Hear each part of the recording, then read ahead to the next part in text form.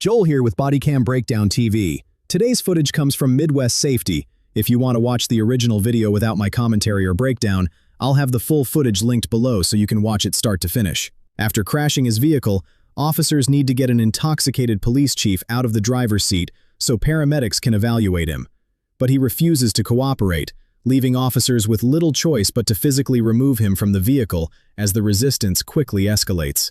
The breakdown starts now. Wally, you have to get out of the car. Tell him, get the f out of here! No, you're going in there. Obviously! So get the f out of here! You want to walk over there, or do you want us to bring the stretcher over? Get out of the car. Still got seatbelt on. Yeah.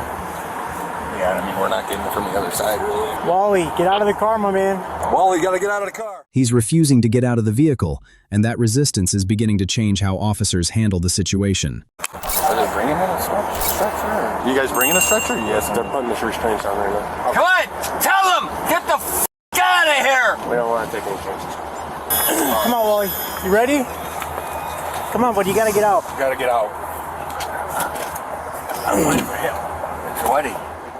His continued belligerence is narrowing the officers' options. They're still working toward voluntary compliance, but they also can't delay getting him to the ambulance for medical evaluation any longer. What's that? Wally, you're right here. Let's go. What the f is this? Wally, come on, buddy. You know what? Come on, get the f out of here! Alright, well, we're gonna have to get out, man.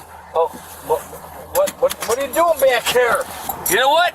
What are you doing back here in my f***ing arm? Wally, come on. Officers are still giving him every opportunity to cooperate voluntarily, knowing a peaceful resolution is always the preferred outcome. The question now is whether he'll take that opportunity. So it should be Come on, good. Wally, let's go. You're gonna have to hop out of the car, man. Come on. Let's go. Wally, come on, buddy. Come on, you know what? I want the f***ing chief of police in Bridgeview. No, you're not. Why you do this to me? No, you're not. Come on. Alright, you gotta hop out of the car. You know what? Wally, let's go. Wally, come on. Why you do this to me? Wally, let's go. You know, just leave me alone. He's still refusing to cooperate, and with every failed attempt at voluntary compliance, officers are getting closer to transitioning from verbal persuasion to physically removing him so they can move the situation forward safely. Let's go, Wally. Don't get him out of here. No. Wally, let's go. No, Stop stop. fighting.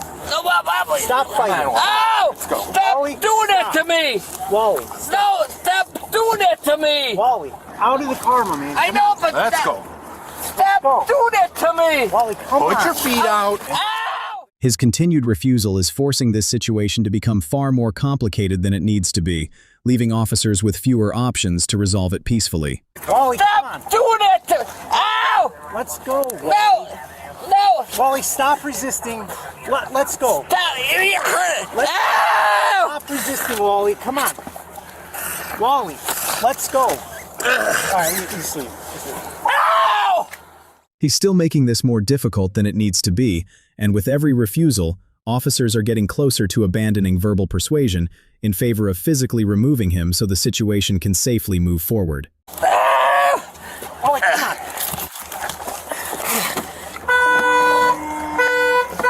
Get that arm.